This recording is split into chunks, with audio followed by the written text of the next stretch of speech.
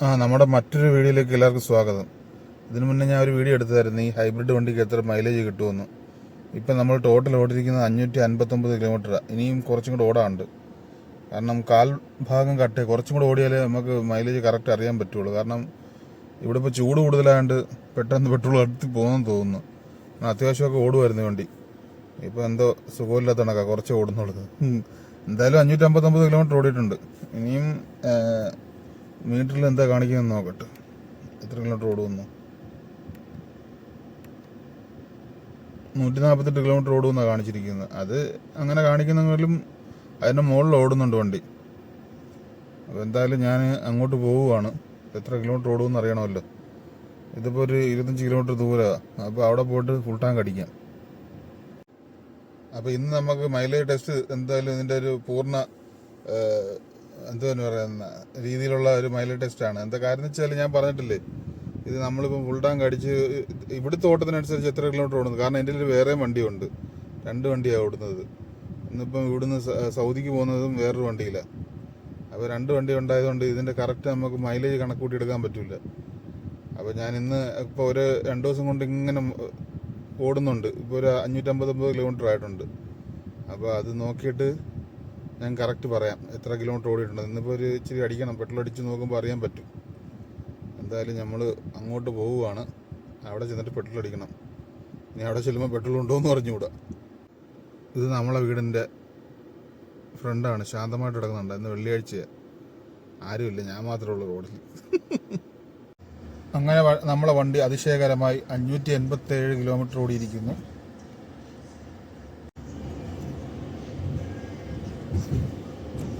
Cutter മൊത്തം കിടക്കാ പിടുക്ക കട്ടറുകൾ, ഭയങ്കര പ്രശ്നമുള്ള കട്ടറാണ്. ടപ്പോ ടിപ്പോന്ന് ശബ്ദവും കേൾക്കും. നമ്മളങ്ങനെ പെട്രോൾ പമ്പിലോട്ട് പോവുകയാണ്. ഇനി അവിടെ ചെന്നിട്ട് പെട്രോൾ അടിക്കാം. എത്ര ലിറ്റർ പെട്രോൾ കയറുമെന്ന് നോക്കണമല്ലോ. അതിനുശേഷം നമുക്ക് കാൽക്കുലേറ്റർ വെച്ച് കണക്ക് കൂട്ടാം, അല്ലാതെ നമുക്ക് മനസ്സിലാവില്ല. എന്തെങ്കിലുമൊക്കെ ചെറിയ ഇത് കാണും. പിന്നെ കമ്പനി പറയുന്നത് 1 ലിറ്ററിന് 6.9 അതായത് പെട്രോളിൽ.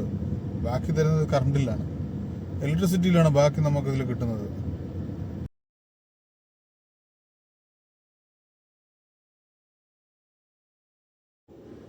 ഇപ്പോൾ ഇവിടുത്തെ പെട്രോളിൻ്റെ, ബഹ്റാനിലെ പെട്രോളിൻ്റെ പ്രൈസ് എന്ന് വെച്ചാൽ 2 രൂപ 31 പൈസ. അതായത് നാട്ടിലാണ്ട് നല്ല പ്രൈസ് ഉണ്ട്, ഇപ്പോൾ അത്യാവശ്യം പ്രൈസ് ഉണ്ട്. കറക്റ്റ് അറിയാൻ പറ്റും, ചെക്ക് ചെയ്യണം. അതായത് നാട്ടിലൊരു 59 രൂപ അടുപ്പിച്ച് വരും 1 ലിറ്റർ പെട്രോൾ. ഇപ്പം വില കൂടിയതാണ്, പെട്ടെന്ന് തന്നെ വില കൂടിയതാണ്. അതായത് 1 രൂപ 40 പൈസ ഉള്ളായിരുന്നു ഇവിടെ ഞാൻ വരുന്ന സമയത്ത്. പിന്നെ കൂടി ഇപ്പം 2 രൂപ 31 പൈസയായി. നമുക്കറിയണം ഇന്ന് ഇതിന് എത്ര മൈലേജ് കിട്ടുമെന്ന്. കുറേ നാളുകൊണ്ട് ഓടിക്കുന്നുണ്ട്. ഇതിൻ്റെ ഒന്നും മൈലേജ് നോക്കൂല. കാരണം ഇവിടെ അങ്ങനെ മൈലേജ് നോക്കേണ്ട ആവശ്യമില്ലല്ലോ. ഫുൾ ടാങ്ക് അടിക്കുക പോവുക, വേറെ പണിയൊന്നുമില്ല നമുക്ക്. വണ്ടി ഫുൾ ടാങ്ക്, എല്ലാ വണ്ടികളും ഫുൾ ടാങ്ക്. ഞാൻ ഓടുന്ന മൊത്തം 3 വണ്ടിയുണ്ട്. ഒരു ചുവപ്പ്, ഒരു ആഷ് കളർ, ഒരു ബ്ലൂ. ഈ 3നും ഫുൾ ടാങ്ക്. വണ്ടി നമ്പർ പോലും നോക്കൂല, വണ്ടി ഓടുക.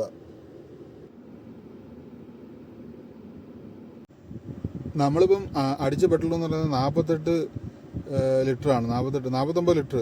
അതായത് 617 കിലോമീറ്റർ ഓടാൻ വേണ്ടി നമുക്കൊരു 49 ലിറ്റർ പെട്രോൾ ചിലവായിട്ടുണ്ട്. അതിൻ്റെ കണക്കൂട്ടി വരുമ്പോഴത്തേക്ക് ഏകദേശം ഒരു 12 കിലോമീറ്റർ മൈലേജ് കിട്ടുന്നുണ്ട്. അതായത് 12-13 അടുപ്പിച്ച് മൈലേജ് കിട്ടുന്നുണ്ട് ഇത്രയും വലിയ വണ്ടി 7 സീറ്ററിന്.